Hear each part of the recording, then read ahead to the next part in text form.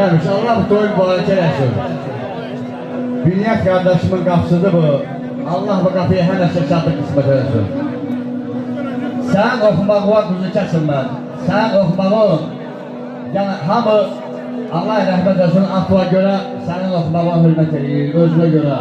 Başka atı olmaz şəkildən, sahib müsahibdir. Onun oxumağı, onun dua yaparmağı ana qüvvət edir. Allah sənin səsinə qüvvət versin. Bu qapıya da həmişə şatray gələk. Gözəl məclis keçir. Şəxsən mən öz hər zaman ufadından deyirəm ki, bu gözəl məclis keçir. Analıq olmayan məclisdir bu. Allah bu məclisi başa qədər versin, böyük oyun eləsinlər. Gözəl gündür. Gözəl gündür, gözəl də musiqilər var. Bax, bizim bu qonaqlarımız var. Gözəl oxuyanlar var, bizə əvvələn kəndimizdə olub. Musiqilərimiz də gözəldir, gözəl. Oxu, oxu sənin səsi o qüvvət, oxu. Sağ ol, ay zamanlar, var ol. Allah səndən şarkımıza çox görməsin. Dəyərli insansın, var ol, Allah canı sağ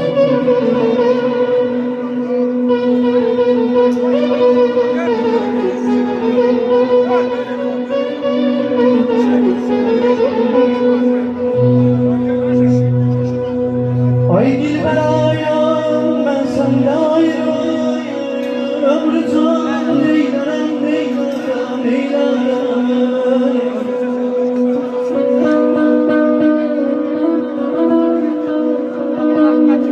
Dilber ayağım, ben sende ayrıyım. Ömrü can neylerim. Ay neylerim bana mülkü, tahtı çaldım, neylerim babam.